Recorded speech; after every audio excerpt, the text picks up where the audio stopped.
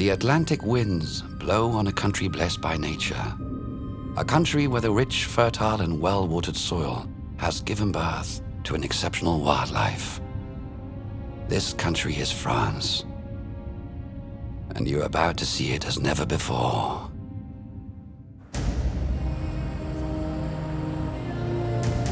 Where are these cranes heading on such a beautiful morning? They are crossing a land whose beauty has captivated man since the dawn of time. France.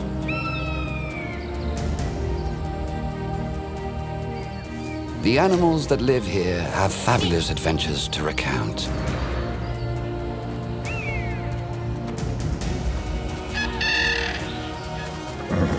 Some challenge one another and fight.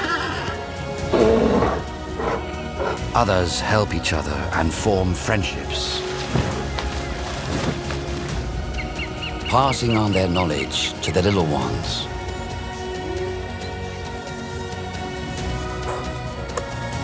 They can lie, pretend, and even cheat. They can be cruel. They travel vast distances high above our heads.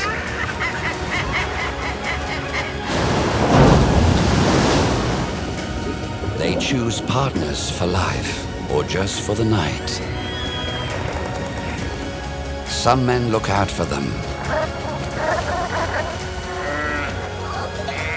Some even form alliances with them. From the highest mountaintops to the shores of the great oceans, these are the secrets of the French wilderness. An epic voyage into this untamed land.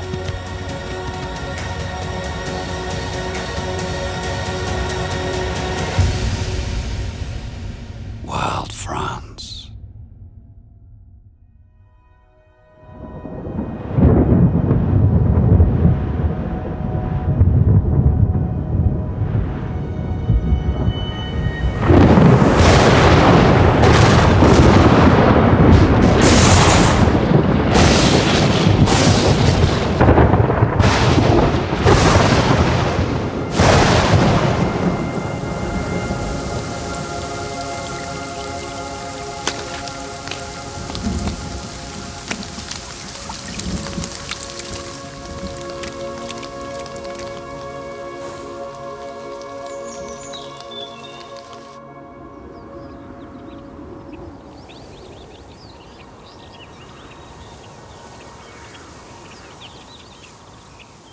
Our story begins in a valley in the Jura. Deep in the forest, an important event has just taken place.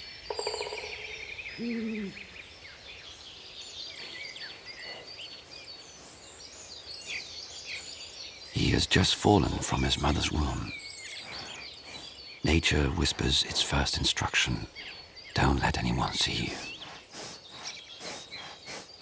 His first hours are crucial. If a predator finds him, it's over.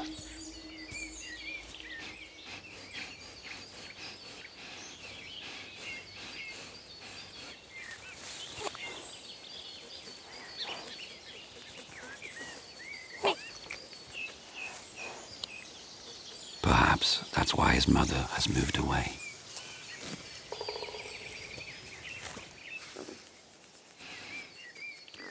Sleep. Slowly build up the strength.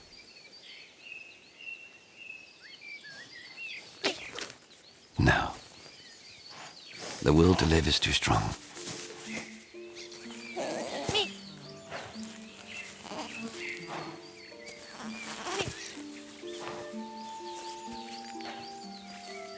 And now try to find his balance.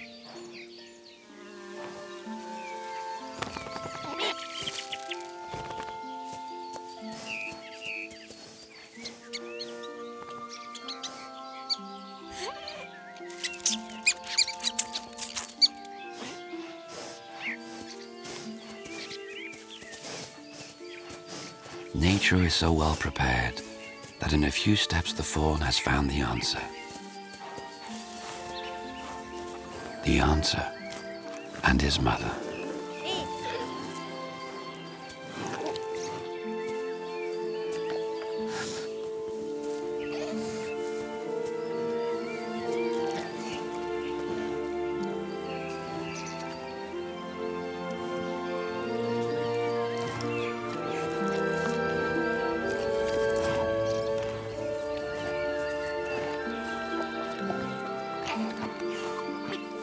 But she cannot stay near him too long. They are too visible. A quick signal, and he is out of sight once more.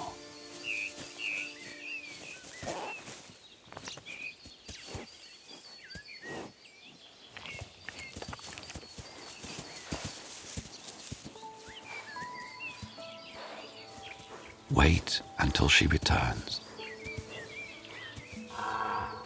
Wait to grow up.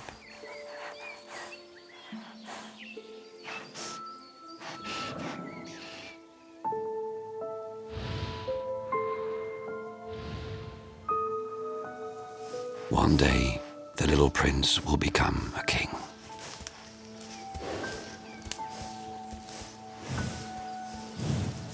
He's a young fawn, and he has his whole life ahead of him.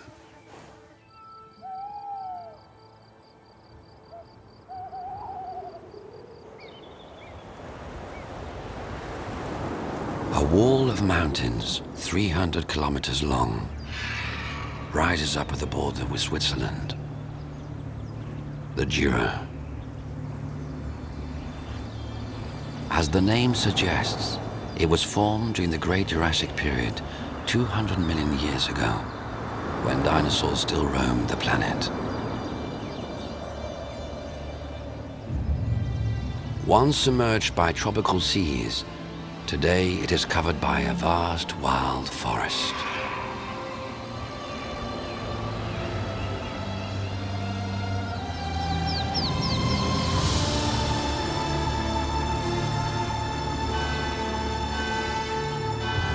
The first men here hunted mammoths and woolly rhinoceroses.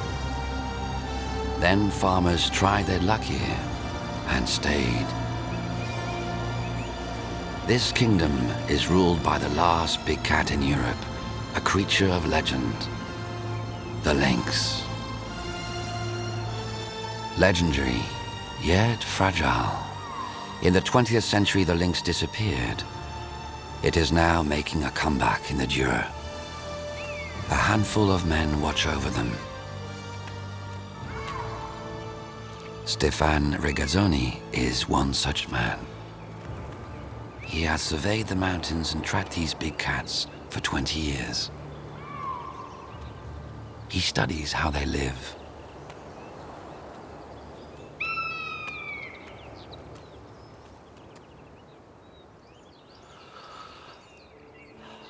Last spring, Stefan found a mother's den. A once-in-a-lifetime opportunity.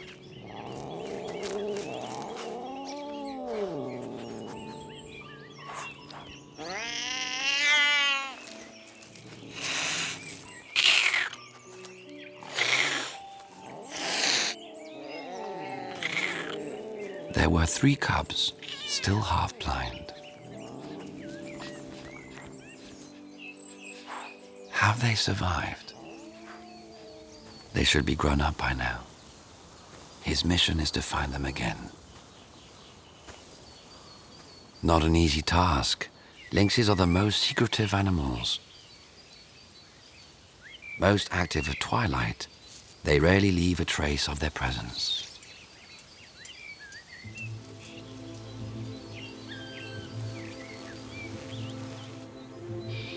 The lynx often lies in wait, hiding and waiting for its prey exactly where it knows they will be.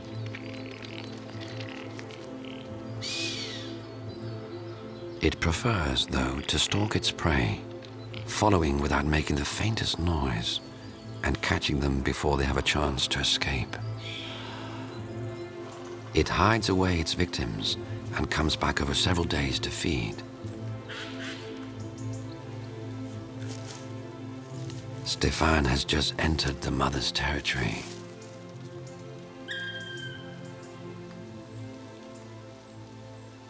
When you're looking for a lynx, it will always see you first.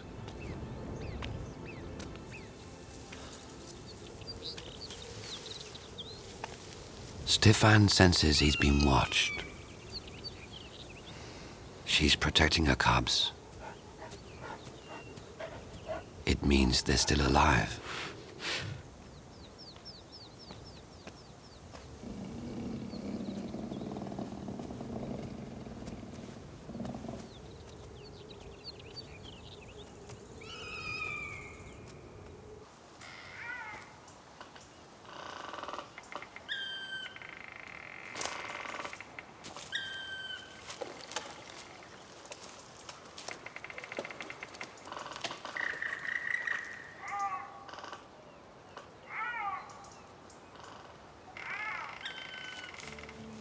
That's where they're hiding.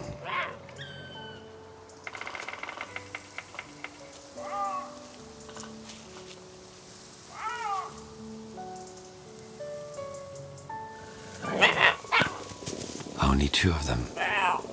One must have died.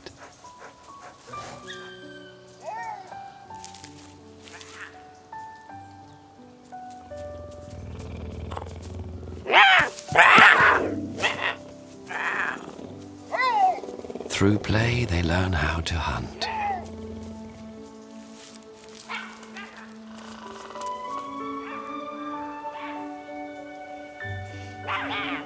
Their mother is watching over them.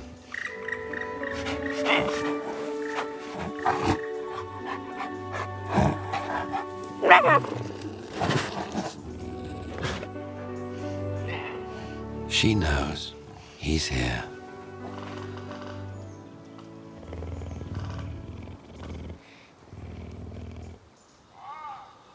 Here they have everything they need to survive.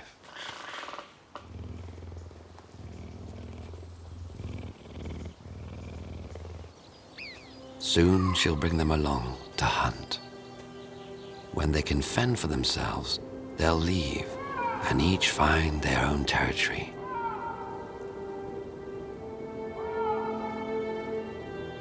The lynx has once again returned.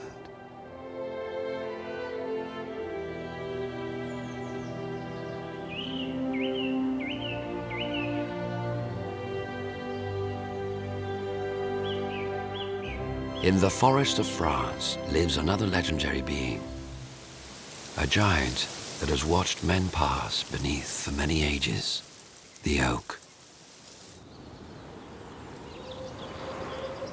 The oak arrived from Italy 10,000 years ago. But how did he make the journey? That's one of nature's most beautiful secrets. It lives for hundreds of years and provides services to a multitude of living creatures. Some have built their homes in it. Some feed off the bark. Some eat the leaves. And some eat those that eat the leaves. Some feed on its roots, and others on its fruit, acorns. The oak's main problem is that its acorns cannot become oaks under its own shade. Where they land, there isn't enough light. Among its inhabitants, one little animal does the oak a great service, without even realizing.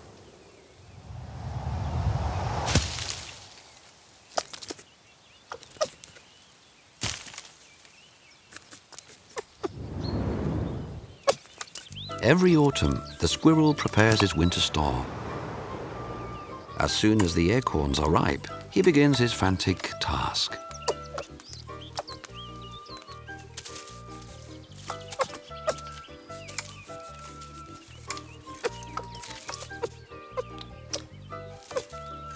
The most important thing is to hide them well, so no one can steal them.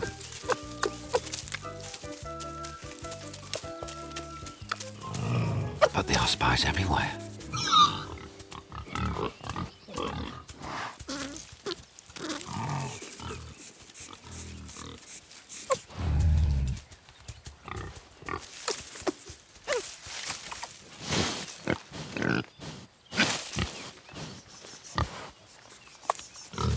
lost acorn.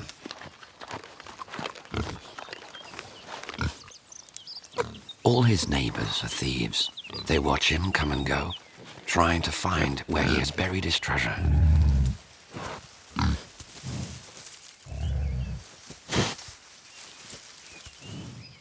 Why him?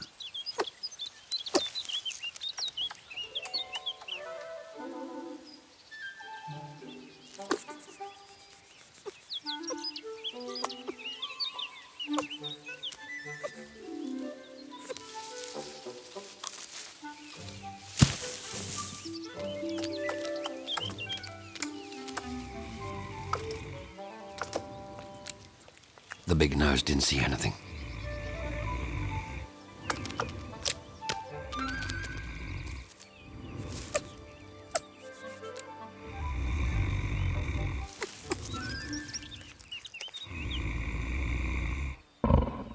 He must have seen. This time he won't have his treasure. It was right there. No, there.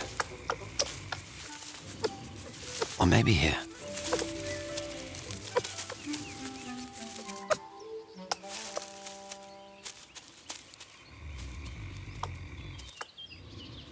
This seems like a good place.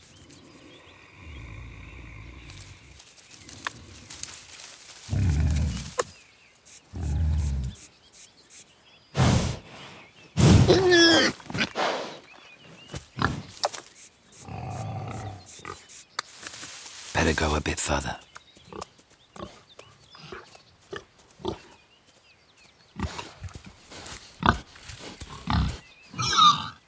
He won't follow this far away. The big noses are lazy. That's right, get lost.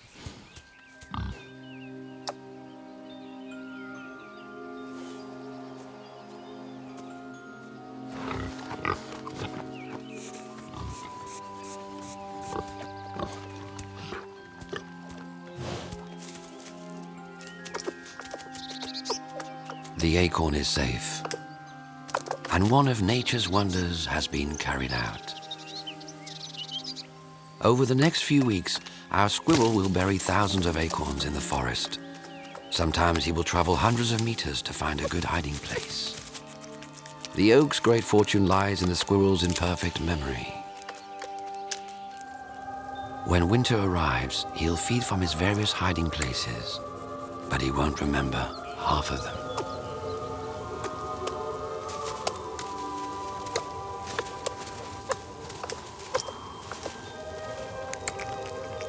The oak will benefit greatly from his forgetfulness, as the following spring, in a distant clearing, the squirrel's forgotten fruits will germinate and in turn become oaks themselves.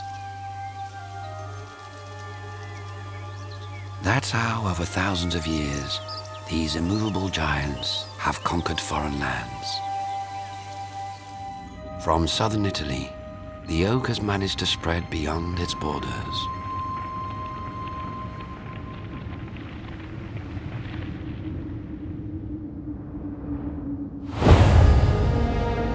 In the west of the country, a strong headland rises up towards the Atlantic, a granite peninsula caressed by an ocean of untold riches. The horizon for many travelers.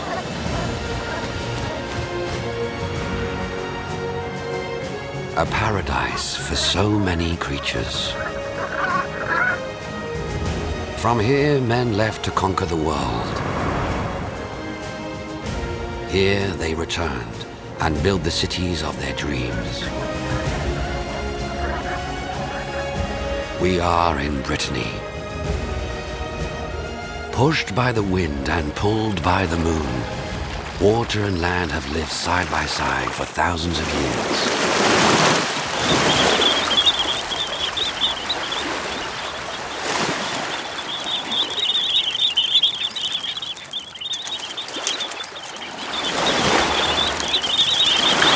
A very long time ago, life left the depth of the ocean and seized the shore. Deep down, the rocks bear witness to this time.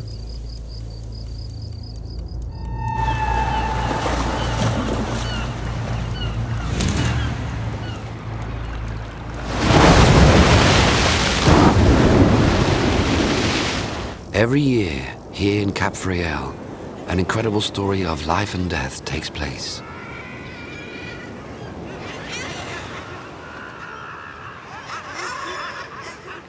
In spring, the cliffs welcome an animal that has traveled from distant northern lands, from Iceland, Greenland.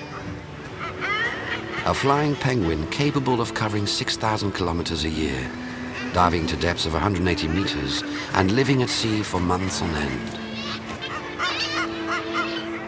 The guillemot is a tuxedo-wearing phenomenon.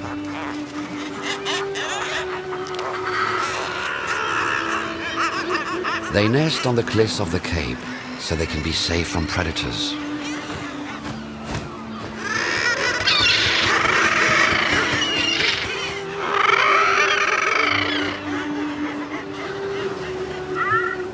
To stop them rolling and falling off the cliffs, the guillemot's eggs are pear-shaped. If they roll, they come back. Clever. For one of them, today is the big day. The chick is now 3 weeks old. His parents hatched him, fed him, protected him.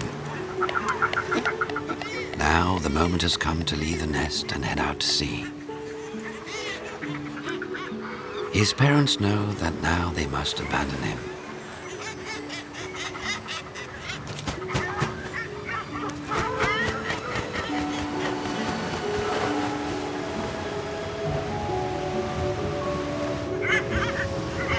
Alone, into the void. Get him to jump. Call him until he makes up his own mind. How? He can't fly. The only option is to jump.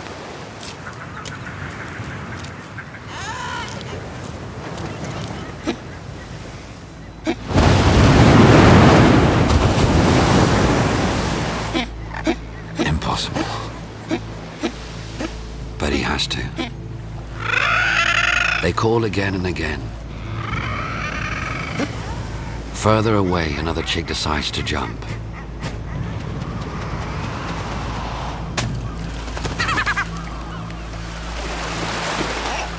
The big beaks are there.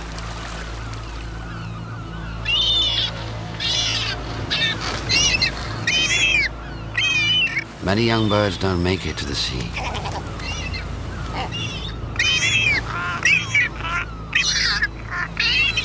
Now it's his turn.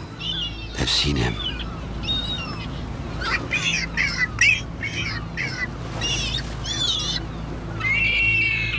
He ignores his parents and waits for night.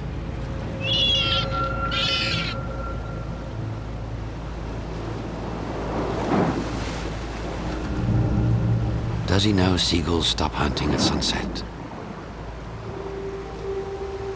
This is it. He can do it.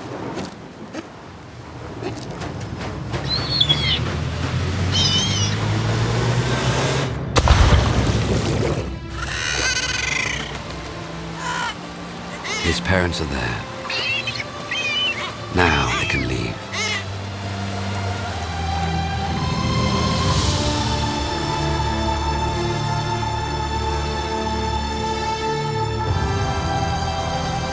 He'll be back next spring with a mate and a beautiful black and white coat.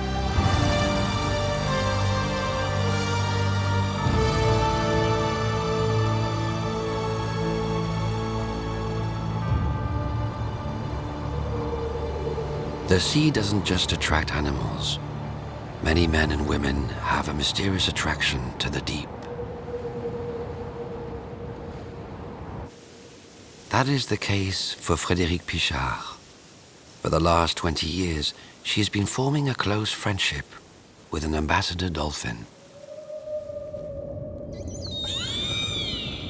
Ambassadors are dolphins that have decided to leave their pods for closer contact with the human world. Some individuals go from port to port. They seem to desire relationships with us.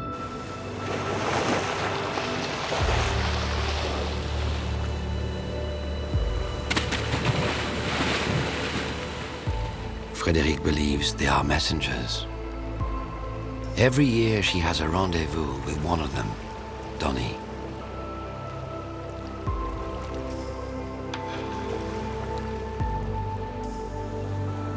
Today she has decided to bring her daughter. Adelie hasn't seen Donny since she was 12.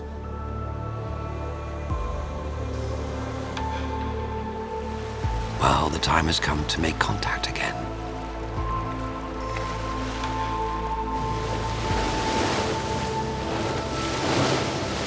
The encounter with Donny changes from year to year. She knows that her friend is close.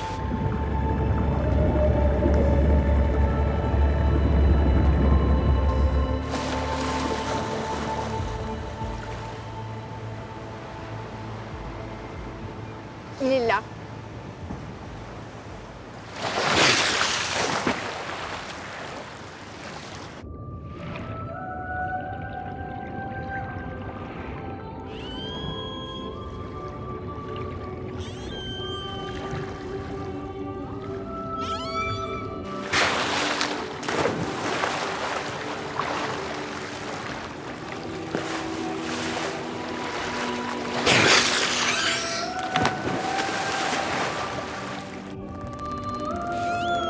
The dolphin reminds us of our inner child, our life force, joy.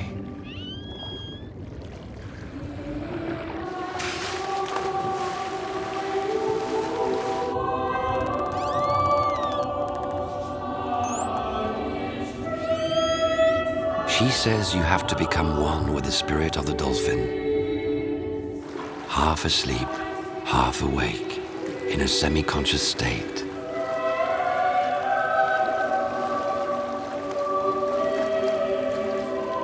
Donny helps her reconnect with herself. He decides when he wants to leave.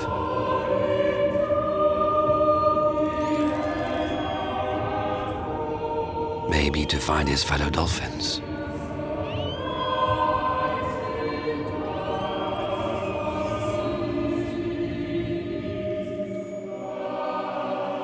Do these messengers from the sea have knowledge to teach us?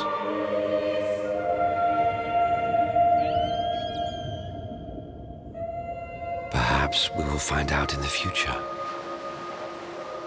when Donny returns.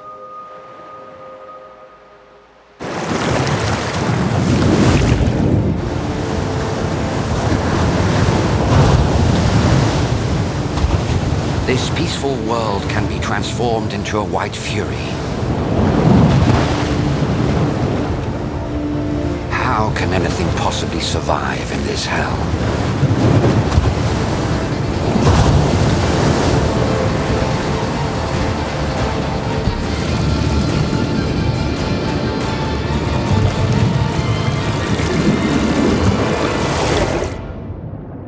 On our coasts, one mammal has decided to spend his entire life in the water. It is an animal of extraordinary abilities. The seal is a wonder of evolution. To live in these extreme conditions, it has developed highly precise skills. First, it takes in very little air before diving, but stores oxygen in its muscles.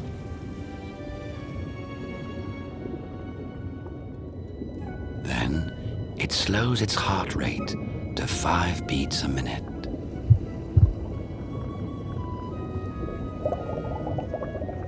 Finally, it drops the temperature of its extremities, concentrating body heat around its heart.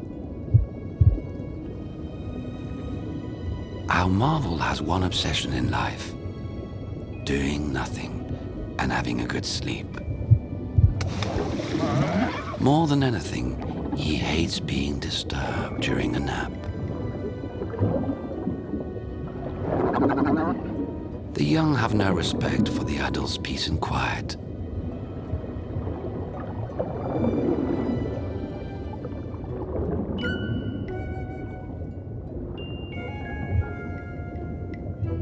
Better find another spot.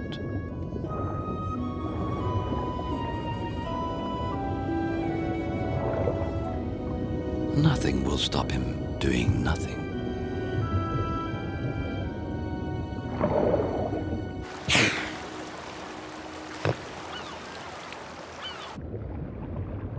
Well, floating does have its benefits. Rocking gently, opening his nostrils once every 15 minutes.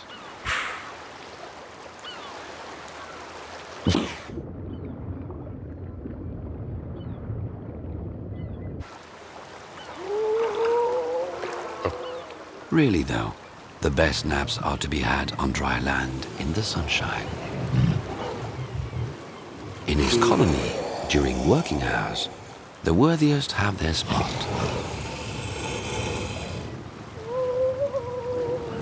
Here are the females, and a large male. Best not to disturb him. A rock just below the low tide will do. The advantage, it's easy to get on.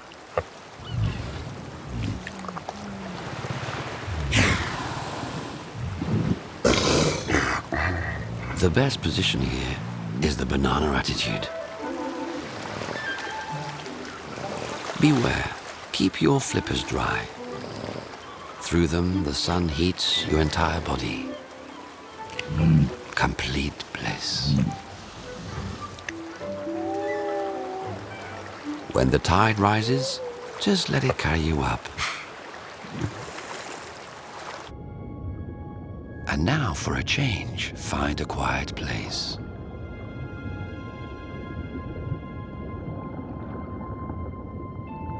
Seals spend 15 hours a day sleeping. The rest of the time they're thinking about their next nap.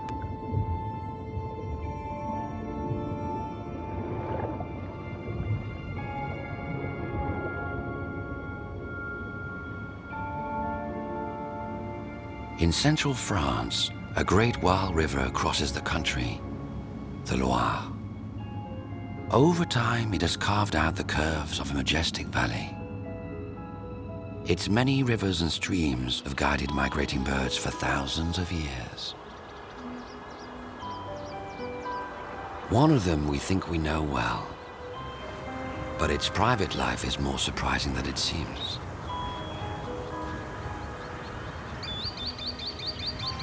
This young pair of swans has been traveling for several days. They're looking for a quiet place to spend their honeymoon.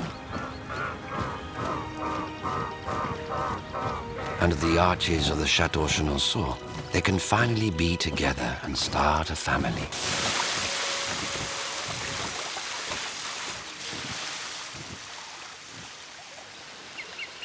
With swans, though, everything must be done correctly.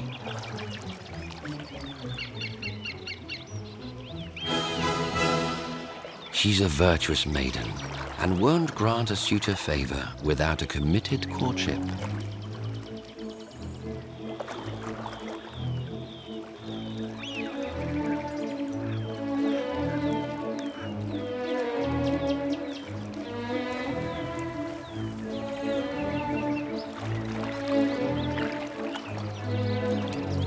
Seduction in 1,000 ways.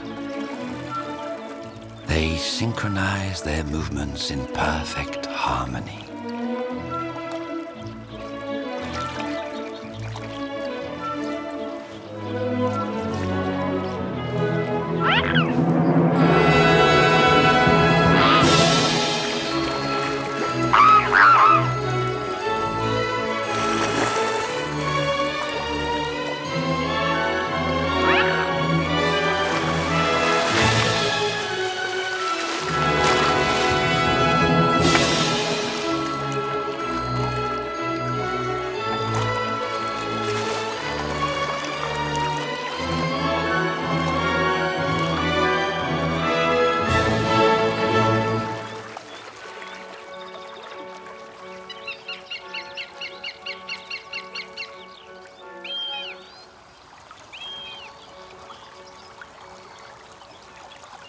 A few weeks later, life suddenly hatches out.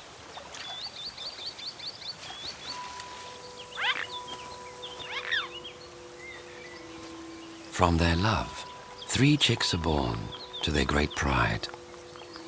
2 white and 1 grey. It may mean nothing, but the grey was born a few hours after the others. Swans can swim from birth, but will have to learn to fly. With their first steps, the 3 little ones head for the water. 2 white and 1 grey. Is it because of his colour or his late hatching? For now, the little grey is on his own.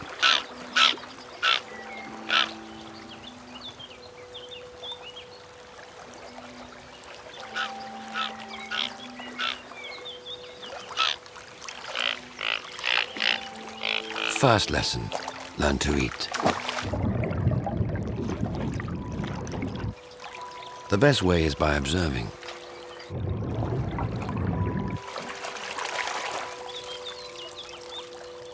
How does she do it?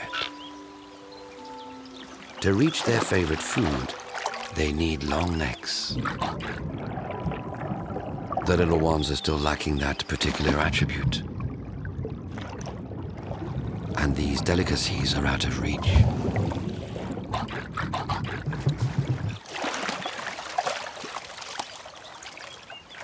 At last, they feed off the treats collected by their elders.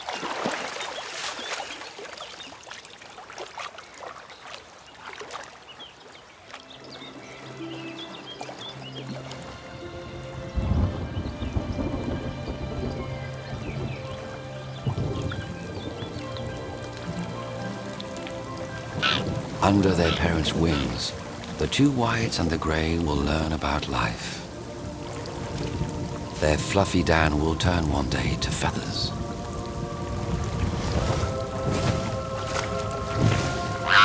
They have 4 months to learn to fly, to strengthen their wings and become birds.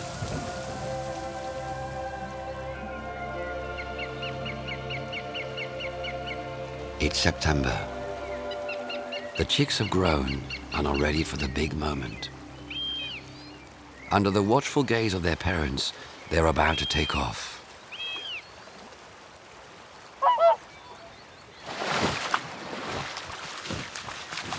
The 2 whites are the first to try.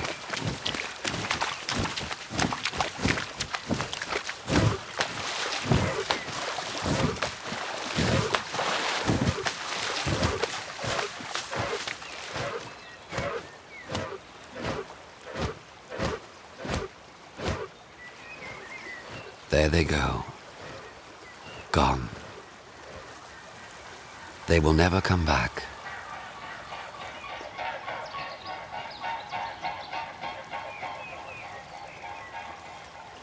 Now for the grey.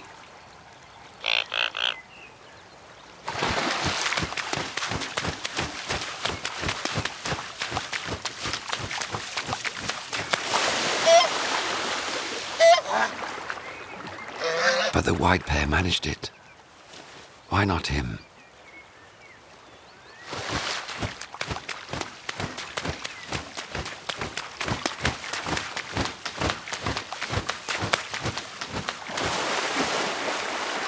Does he want to stay with his parents forever? In the swan world, the young have to leave and search for food elsewhere. It's a matter of life and death. The father attacks his son.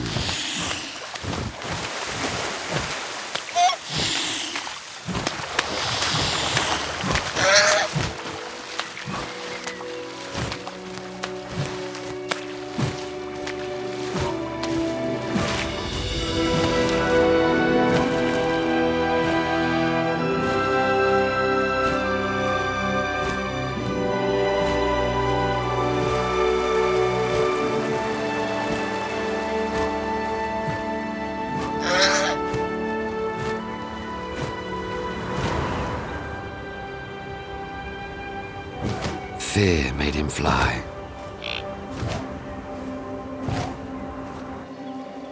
How do his parents feel now that their last chick has left for good? Are they proud or relieved?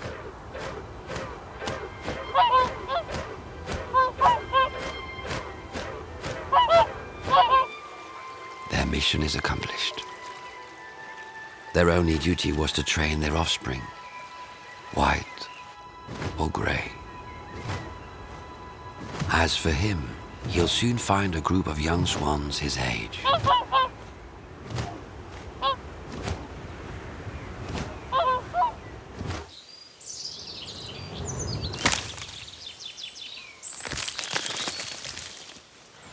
It is October, and for one inhabitant of these woods, it's time to find a winter shelter.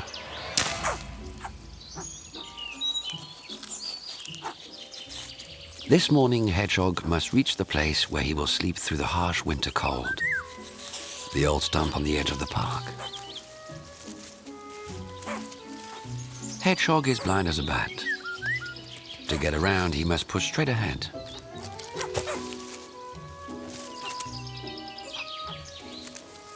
The stump is on the other side of the park, behind the castle. First, he must cross Diana's garden. This park is looked after by a gardener with a particular style. For the benefit of all the park users, Grégoire's gardening methods are completely free from chemicals. By introducing lace wings onto his rose bushes, he can remove a large number of aphids. Reinforcements for the overworked ladybirds.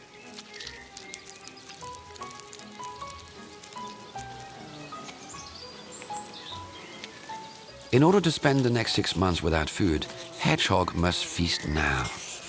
Today's menu: snails, leaf-wrapped slugs, raw snake. Where have they gone? This morning the slimy delicacies have deserted the vegetable patch. Not there either.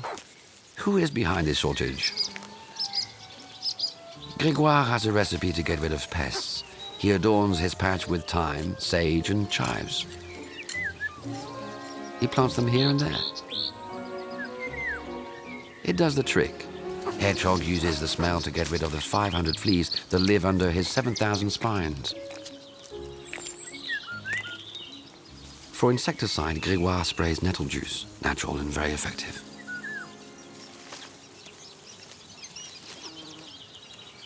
But today he faces an unexpected invasion. Slug attack.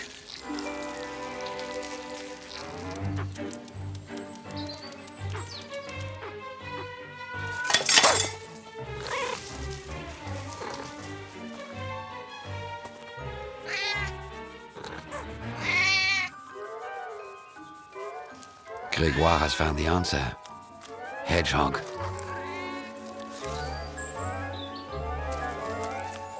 A feast, and just in time.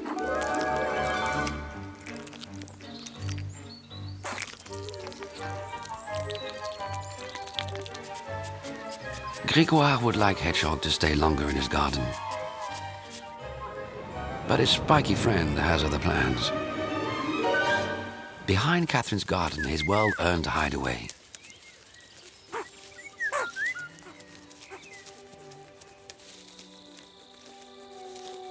He is finally in his winter garden. He scratches the ground, makes a nest with a few leaves. It's ready. Adapting ourselves to nature and helping without abusing, Grégoire says nature has looked after itself for millions of years. In order to sleep for the entire winter, Hedgehog is able to adjust his body temperature and keep it at just 3 degrees above the outside temperature.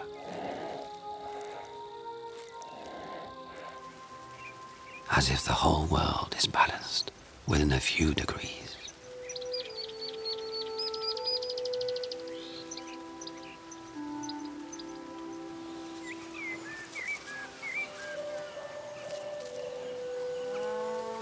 Another globetrotter awakes at the end of winter to begin a great journey. He often lives nearby but hides underground in October and hibernates until the frosts have disappeared. Here lives Mr. Toad. And tonight is his big night. An irresistible force calls him from several kilometers away to the place where he was born. He has to get there before sunrise. But how can he resist the taste of a juicy earthworm?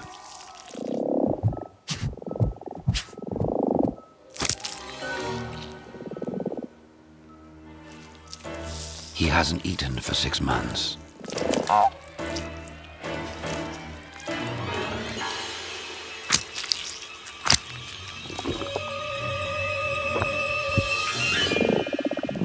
Delicious.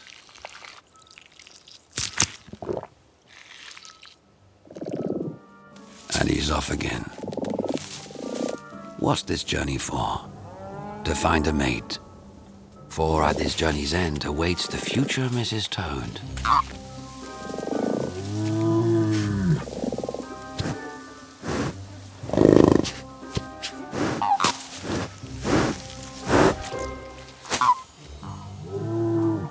But Mr. Toad is not alone.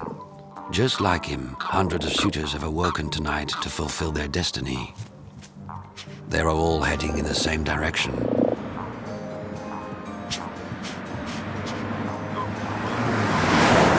Some males have found a less tiring way to travel, hanging on the back of a female. Female toads are larger than the males.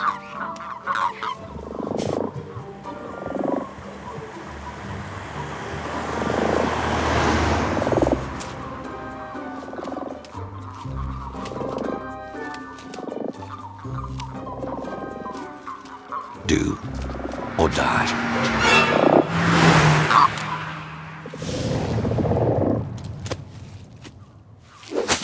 Everyone will meet at the pond, but there are often more males than females. If only he could find one before he gets there.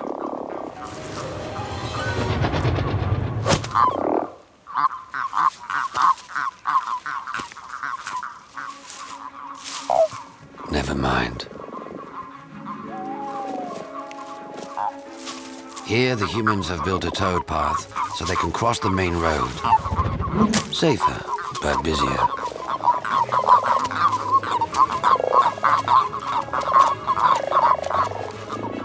Tonight, while the humans sleep, hundreds of amphibians will cross the village. Not all will make it. Mr. Toad is resigned to traveling alone, but if he wants a mate, he'll have to be the first to arrive.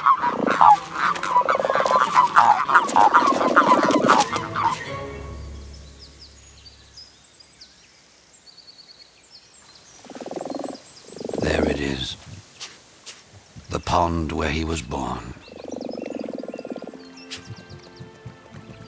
Now to find his princess.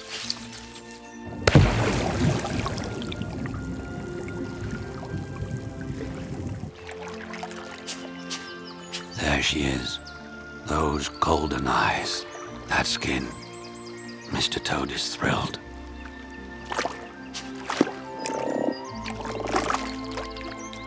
The two lovers will spend several days stuck to each other. Mrs. Toad will lay 7,000 eggs in the water, and Mr. Toad, well placed, will fertilize them all.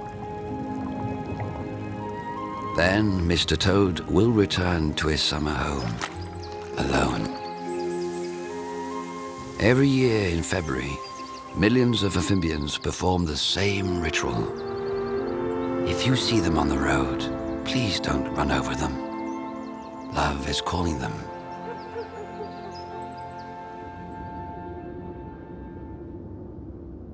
To the south of the Loire, the Massif Central slopes gently down to the Great Plains. In the bends of the Aveyron, the land of 100 valleys. In this area of hills and plateaus, men have built thousands of villages and fortresses. They have redrawn the landscape in harmony with nature.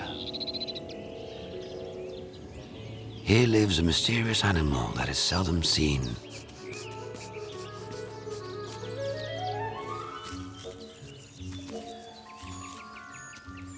Its agility is as famed as its discretion.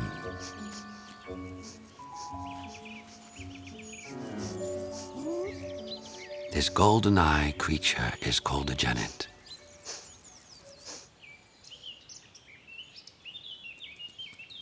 Where is she going so early this morning? This panther-like animal came over from Africa in the Middle Ages. Domesticated by lords for its grace and ability, it soon became a favorite at court. This elegant and useful companion spread terror among the rodent population. It protected against the plague. And so it took its place with men and women, a place which has since been taken by another, more docile predator, the cat.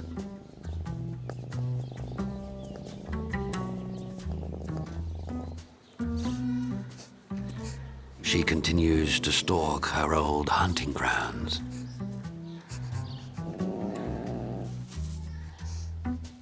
Her favorite prey are mice and other small rodents. As in the past, she is drawn to where they are most abundant, her rival's territory.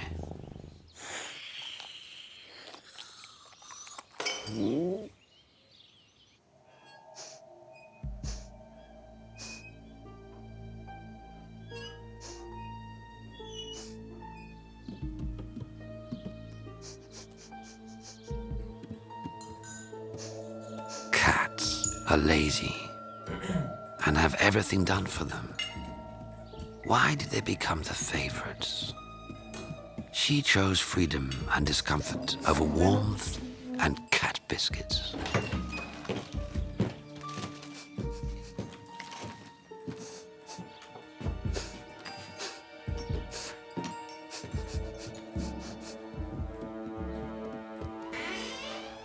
Though she may be unwelcome, an inferior hunter won't stop her roaming where she likes.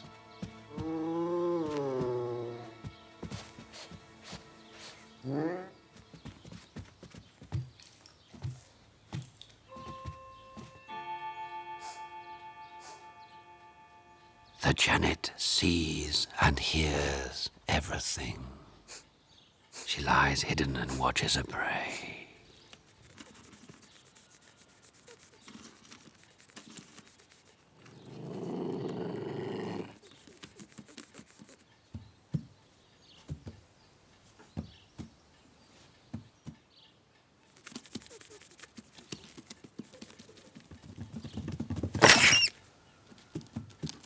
As a hunter, she is without equal.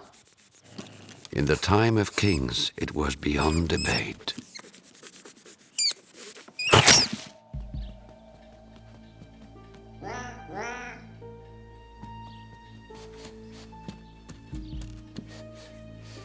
The tomcat has sensed her and will chase her out.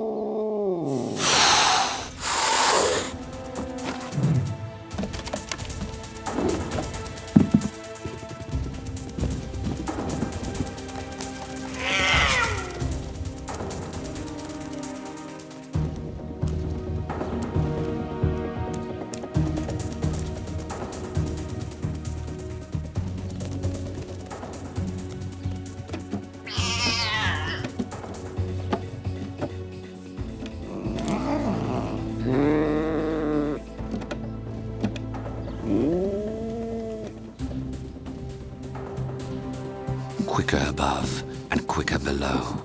With her appetite satisfied, she offers the impostor a punishment of his choice.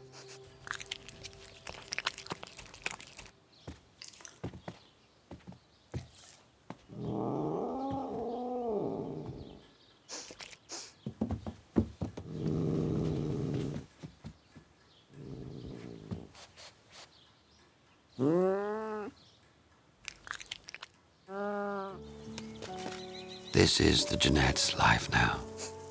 She refuses human company. And even if she comes hunting on our grounds, she always returns to her nest in the trees. We preferred the cat. Well, she chose her way of life.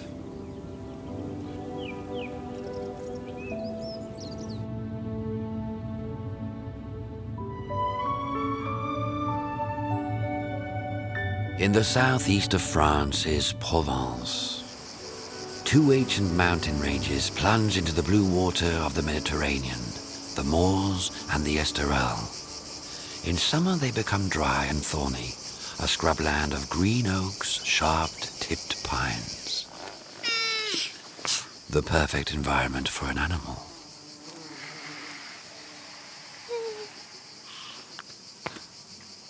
Tortoise's first priority of the day is to find a sunny spot.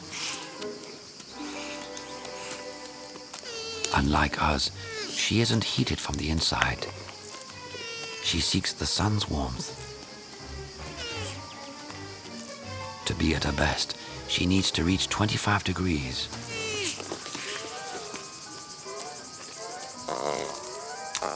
Her lizard cousin has the same aim, to bask in the sun, ideally with the least amount of effort.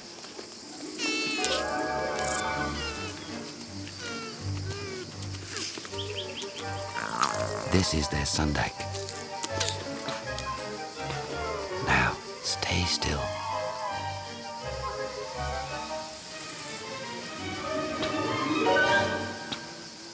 Warming every part of their bodies.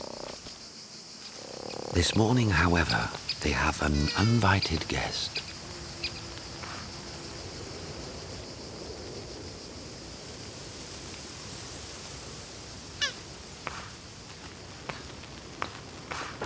Tortoise is invincible. She fears nothing and no one, except him, the fearsome enemy that returns every year, the tortoise's worst nightmare.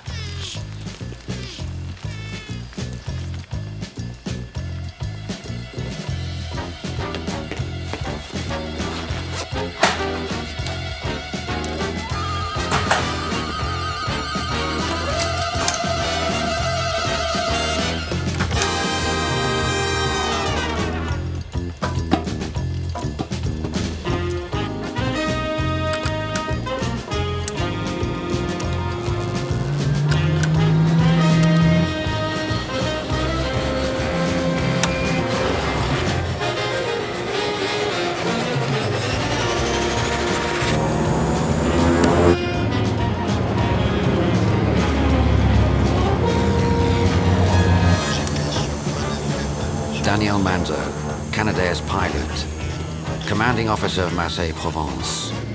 A fire started in the moors. Immediate response. 2 aircraft in operation.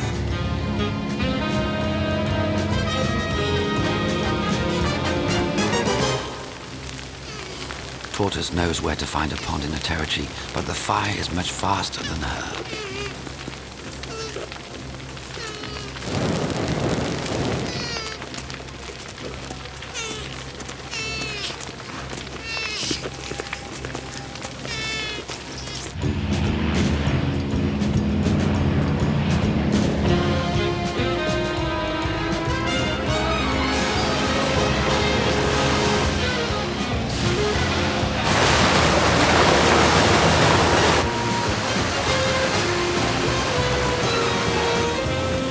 Lake Sainte-Croix, load 6 tons of water, target of 15,000.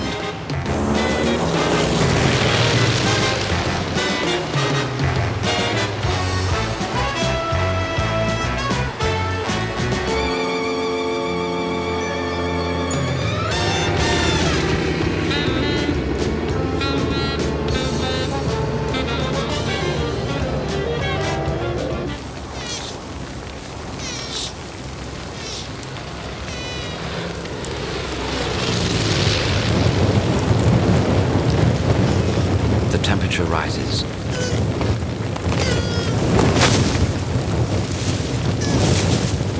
In a few minutes, Tortoise is going to boil in her own shell. She can't go on. This is the end.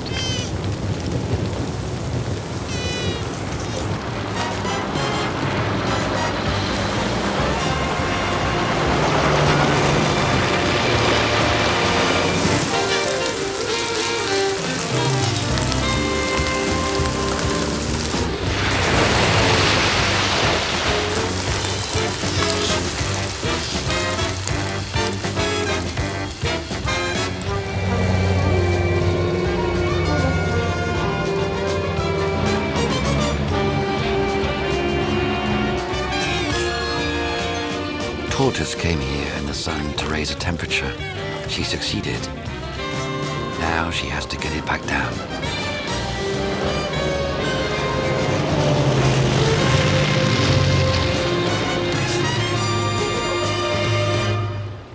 Hermann's tortoises have lived exclusively on the shores of the Mediterranean for millions of years. Many of them perish in forest fires. And it's one of the reasons their survival is under threat. The heart of Provence lies in the hills that join the sea to the Alps. A land of fragrance and color. A landscape whose famous light has attracted the greatest painters and whose warmth is a joy to countless species.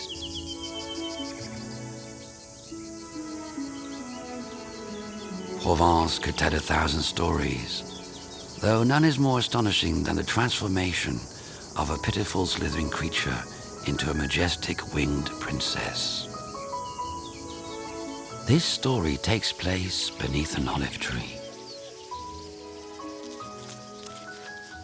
The wild fennel is home to two neighbors, the flamboyant swallowtail and the discreet hummingbird hawk moth.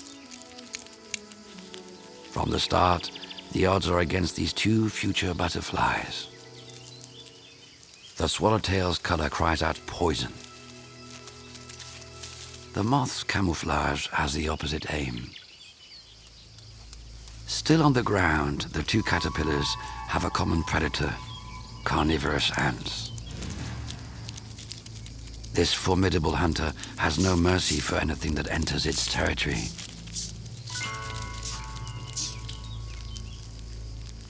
In order to become butterfly, swallowtail must quickly find a firm stalk. Moth, who has changed color along the way, must bury himself and lie still. One goes up high, the other stays low. Swallowtail attaches itself with a silk thread. Moth sleeps underground, hardens, and forms a pupa. Swallowtail becomes a chrysalis. 10 days later, the incredible metamorphosis. Today their lives will change. They inflate and break their cocoons.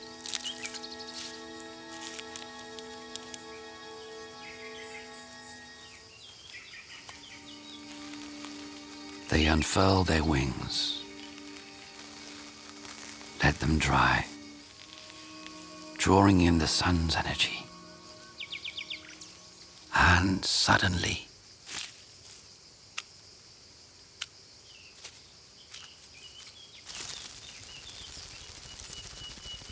the moth is ready. Now it's Swallowtail's turn.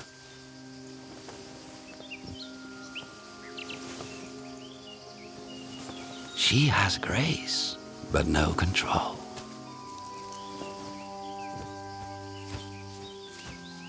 With wings that beat 80 times a second, the hummingbird hawk moth is a wonder of precision.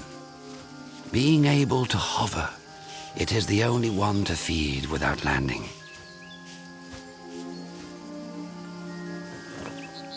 The swallowtail's large wings are its pride, but difficult to maneuver.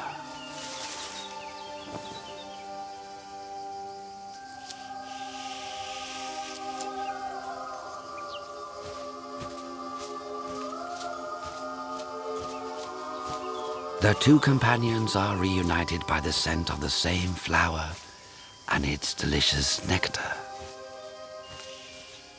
The verbena will keep the two friends busy for days. Then they will depart and start their new lives.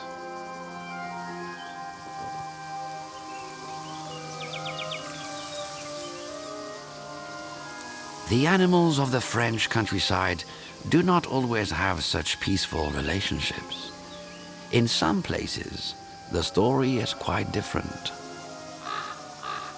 This is the case for two legendary rivals, the crow and the fox. The Crow family home.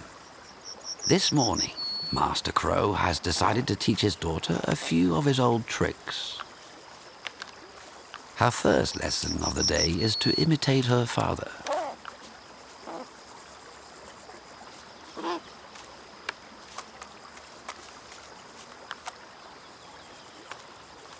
Well, it was her first attempt.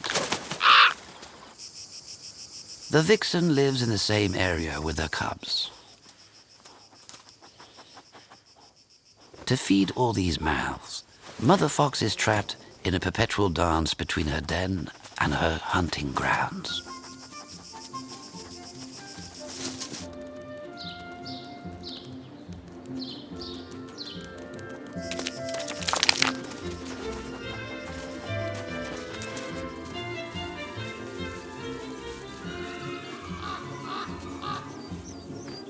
Master Crow knows this well and sees an opportunity to feed himself at Mother Fox's expense. First of all, find her den.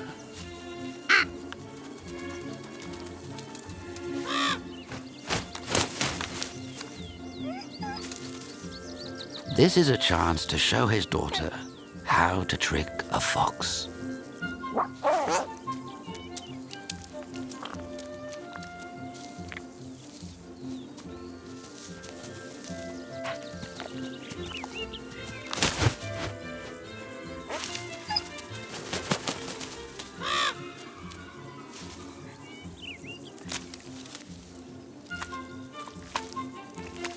Master Crow can eat anything, but he particularly enjoys what the vixen has caught.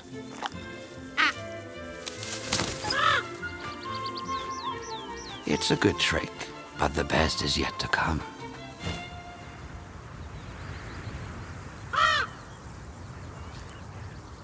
Here is Master Crow, delighted to show his daughter his cunning plan.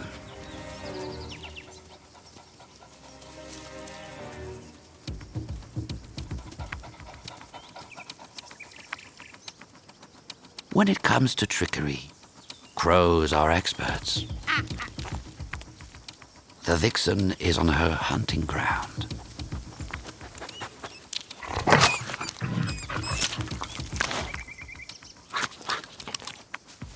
The trick is to get her attention.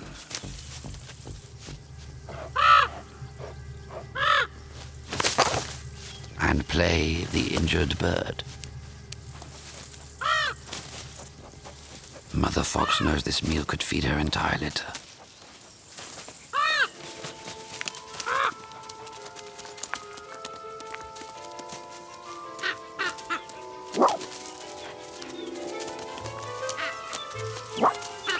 He pulls her as far as possible from her abandoned prey.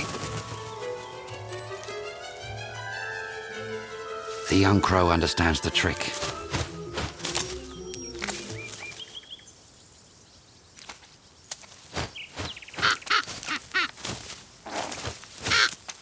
She refuses to share. Another lesson she'll have to learn.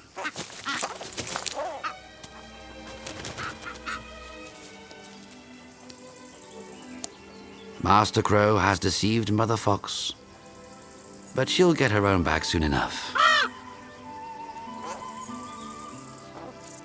The crow and the fox are always trying to trick each other. Their rivalry is centuries old.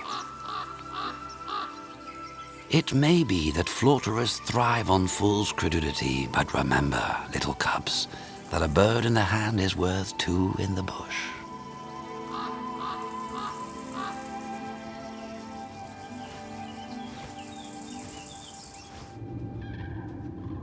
In the southwest lies Aquitaine, the third largest region of France, and natural spaces with incredible diversity. It is November. A family of cranes is heading south across France. The family consists of a father, mother, and their youngest daughter, Mademoiselle. This year, she has to choose the one with whom she will spend the rest of her life. But finding a good husband won't be easy.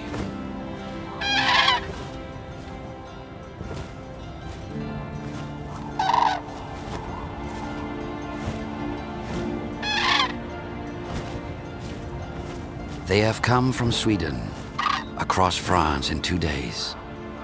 They fly day and night, exchanging calls to maintain contact. They know exactly where they're going. Every feature below them is fixed in their memory. Rivers, villages, and motorways are their landmarks.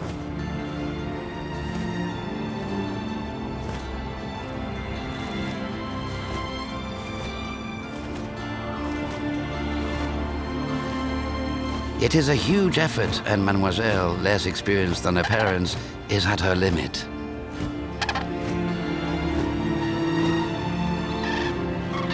Can't be far.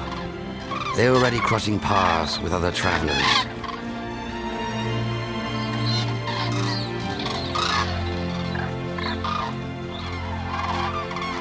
Auvergne, with its lakes, moors, wheat fields, and wonderful roosts.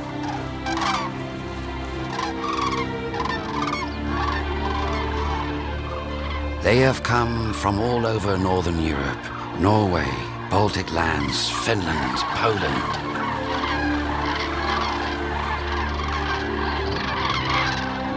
"50,000 cranes congregate here to spend the 3 winter months.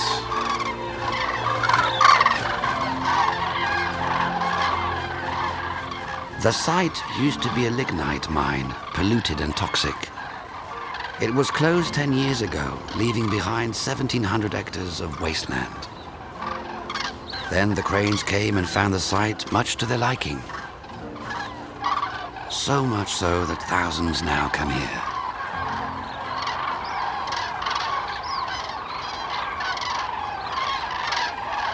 Mademoiselle's family has chosen a roost in the smaller marsh.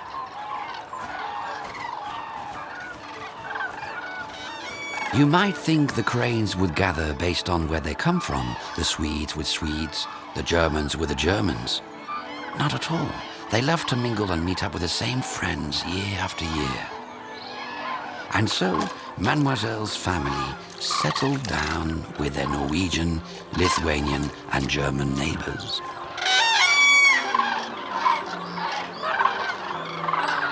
Elegant and well-mannered, Mademoiselle attracts a number of gazes. But she is not an easy catch.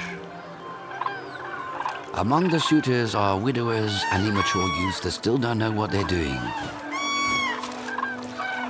She is not interested.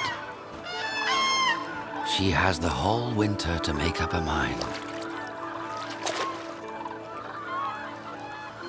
Time for a rest.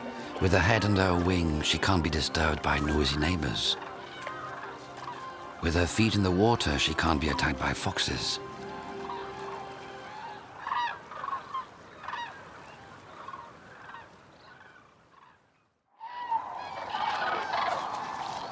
Life in Hedgehogs follows an unchanging rhythm.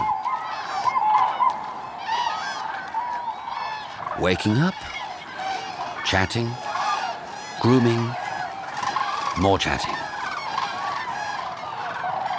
Mademoiselle uses this time to check out her suitors. She doesn't like these ones.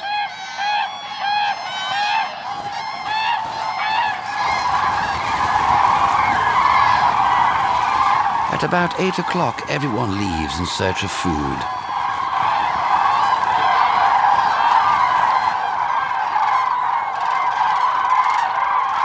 Near the roosts are a number of wheat fields. The leftovers from the harvest are plenty for Mademoiselle's family.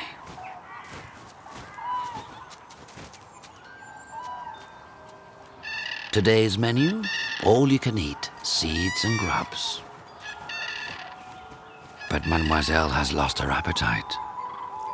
There he is, right in front of her. Young and definitely single. This is it. They are hypnotized by one another.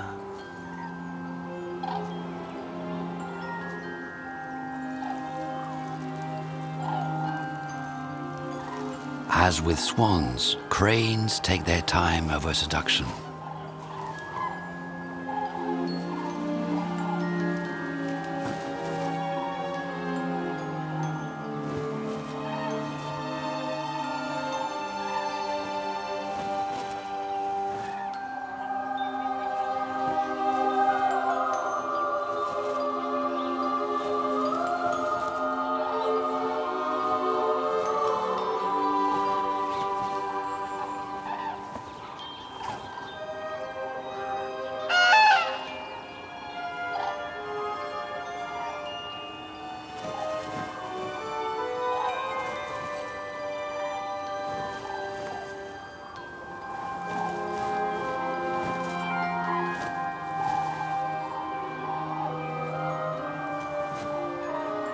They spend time getting to know each other. He offers her pebbles and plants. She offers him her most sophisticated ballet.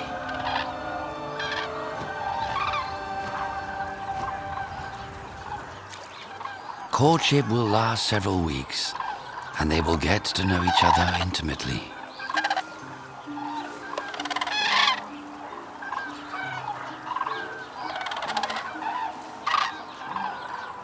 Mademoiselle has finally found her soulmate. They will remain together for the rest of their days. In the spring, they will head back north to nest and start a family. For cranes, Hedgehogs really is heaven.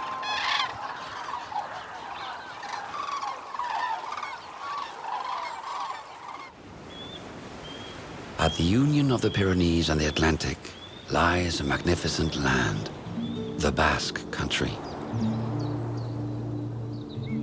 A colorful land of soft rolling hills. Just a stone's throw from Saint-Jean-de-Luz, in an area known as Espelette, a story unchanged by thousands of years of human contact continues to play out.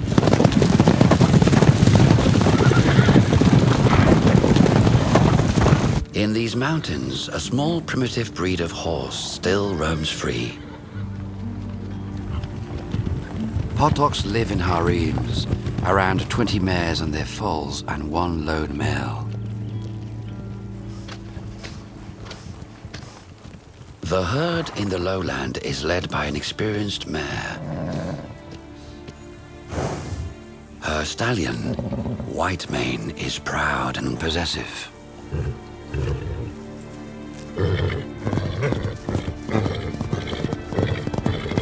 Sometimes, without warning, his urges go to his head.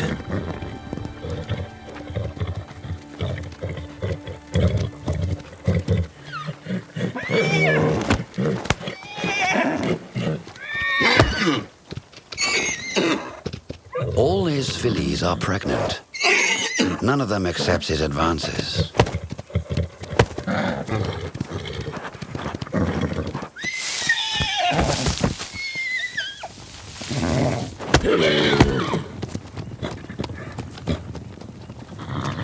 It's impossible to force an unwilling mare.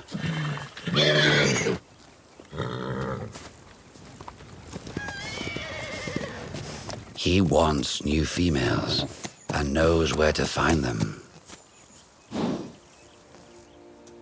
In these parts, there have always been two herds, one lowland, the other highland. Whitemane was born in the highlands, but had to leave. There are many mares, but they belong to a powerful stallion who has ruled unchallenged for 8 years.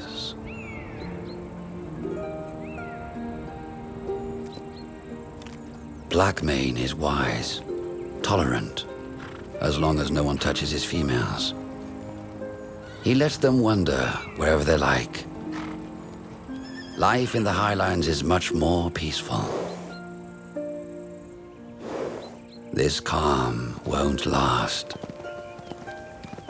Whitemane only has one thought: to challenge the Highland stallion, take 1 or 2 of his females, and maybe even his territory.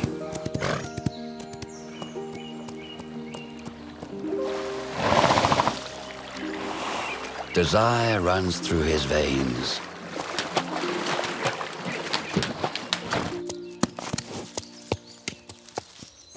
Blackmane isn't as young as he was.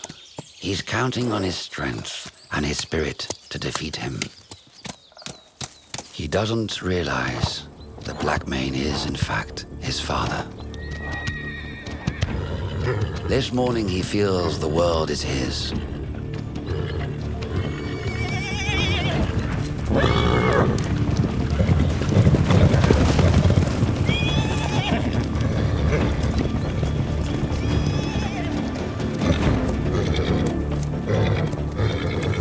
Whitemane is consumed by his desire, and he wants a female now.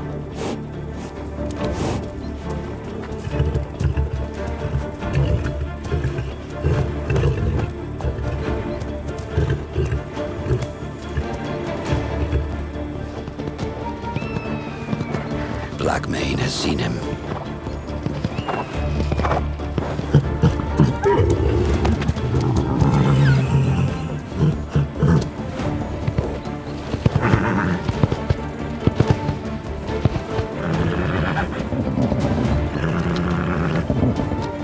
Combat is unavoidable.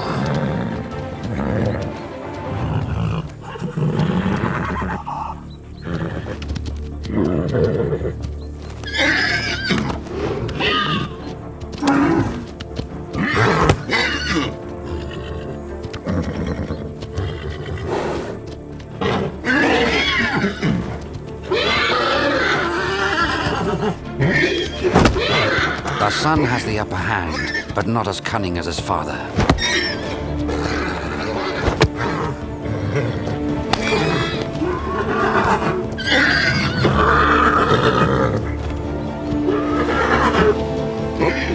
Blackmane attacks the ligaments of his neck with his teeth. If he cuts them, Whitemane will die.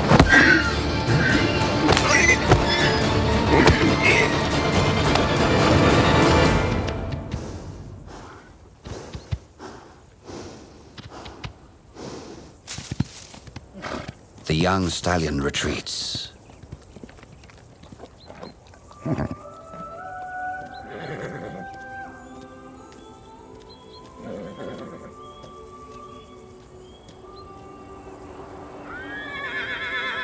Whitemane doesn't fear wind or rain, but he must bow to his father. He will have to be content with his herd and wait till the spring to cover his mares.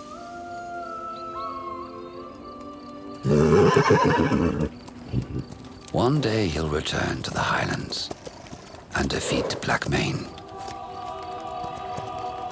Legend says that the rhythm of the gallop of these little horses inspired traditional Basque music. The potocs continue to stamp the rhythms of their hooves on the mountains of the Atlantic coast. The deeper we go into the Pyrenees, the wilder it becomes. The terrain gets steeper, the animals more dangerous. Bears have been reintroduced here and wolves are coming back. Their return means a rebirth of old traditions that have practically disappeared. When the first shepherds brought their flocks here to graze, they formed an unlikely alliance. A unique arrangement of dogs, sheep, and their shepherd.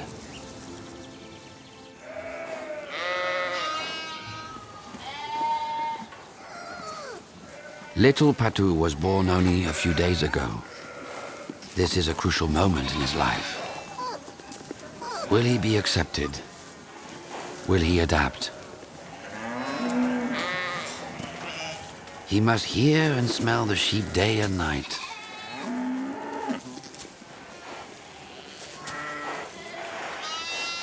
That's it. Patou has been adopted. Even though his predatory instinct remains deep within, he will start to believe he's one of them, a lamb.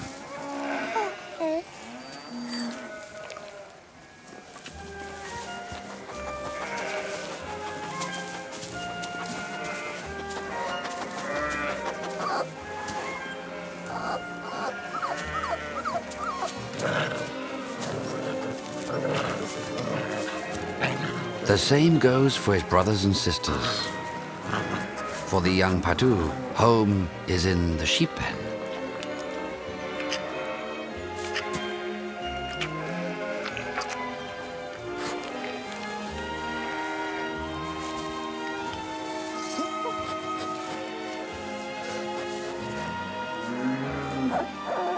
He will stay near his mother and siblings for several weeks. But soon the time will come for him to be separated. The services of our young Patou have been required in the valley. Patou is now 8 weeks old.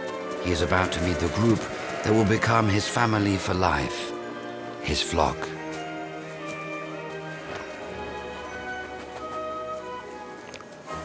First, the matron should be fine. What about her deputies? That's another matter.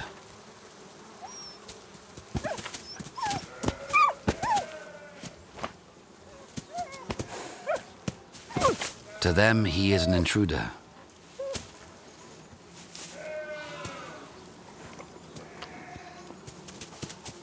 It will take some time before he is fully accepted.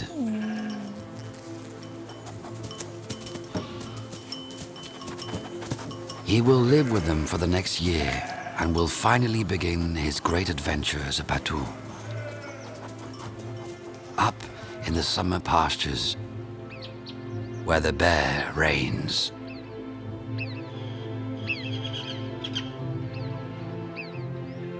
It's June. The flocks are making the journey up to the mountains.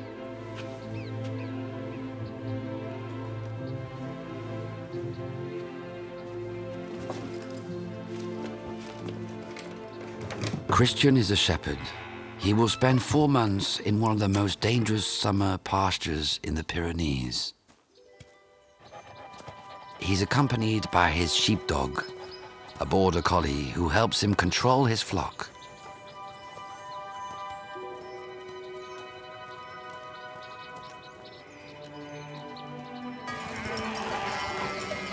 Young Patou accompanies his flock for the first time. He doesn't yet understand his job, and for now he's just enjoying being in the great outdoors. They come from many valleys, 4 flocks, each with their own Patou. In all, Christian will be responsible for more than 1,000 sheep.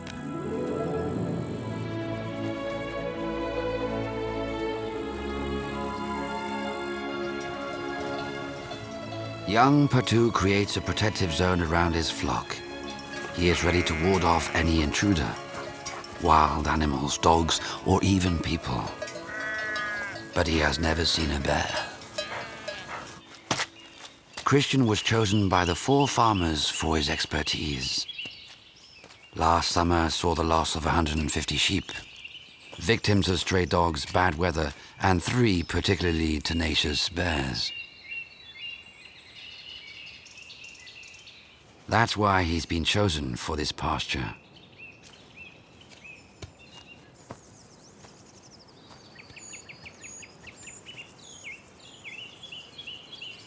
Christian became a shepherd at the age of 30, spending a season at the side of an old shepherd. He chose the job out of love for the mountain, the sheep, and freedom. He's ready for the arrival of his animals now. Though bad weather, the shepherd's sworn enemy is on its way too.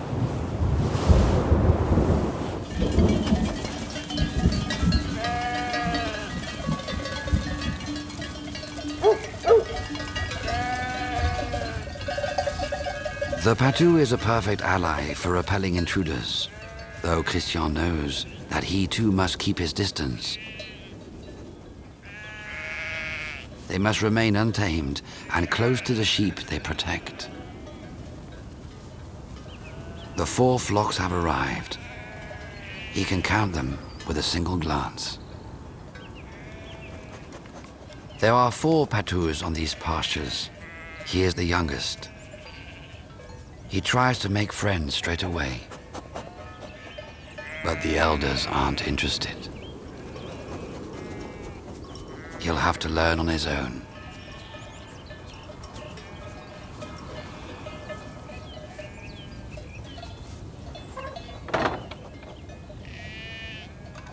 When night falls on the mountain, the shepherd can no longer protect his sheep.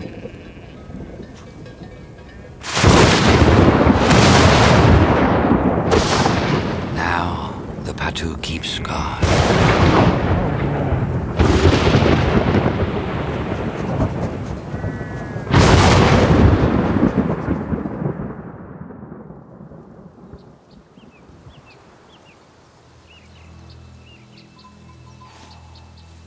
This morning, Christian found part of the flock missing. There is nothing worse for a shepherd than lost sheep. Off to find them immediately.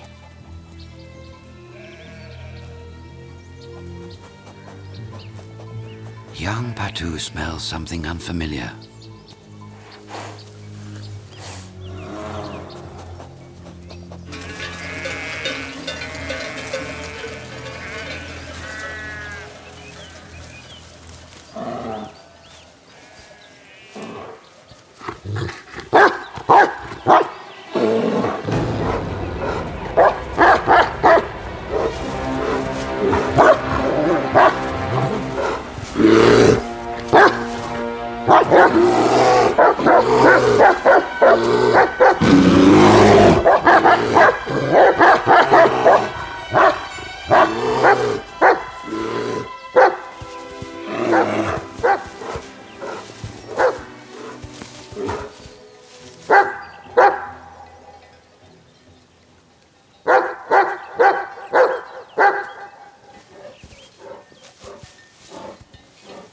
The Patou's mission is to protect the sheep when the shepherd isn't there. Thanks to them, there are 10 times fewer deadly attacks on the flocks.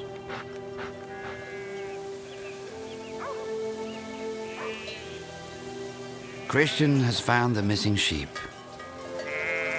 He has no idea of the bravery Patou has shown.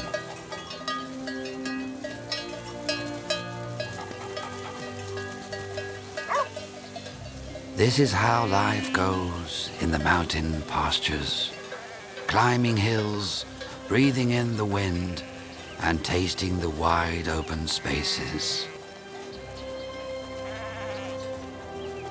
The young Patou will fulfill his role wholeheartedly for the rest of his days. Even though he will never be his master's dog, the alliance between man and dog is well understood. If you come across Patous, respect their work, go around them, and if you can't, then turn back. In the Jura, 2 months have passed since he was born. The fawn still follows his mother. He wants to be big and walk on his own. But his instinct tells him that he is prey.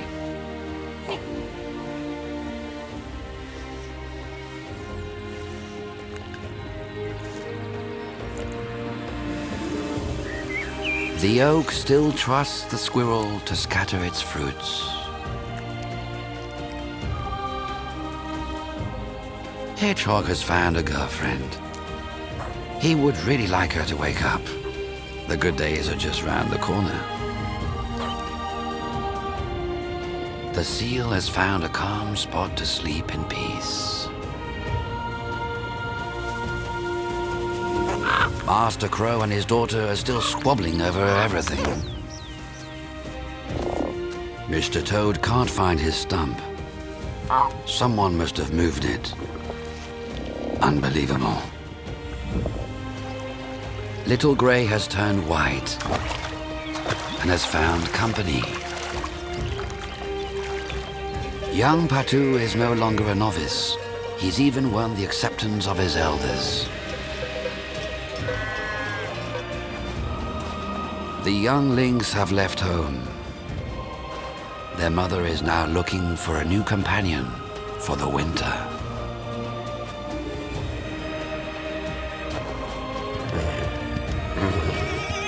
It's the season of love. Whitemane is sure the mares won't be able to resist him any longer.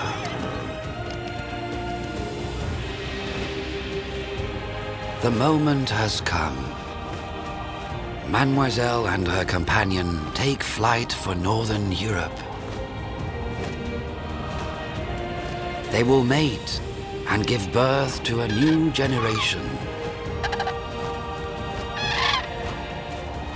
The crane's departure signals the return of spring.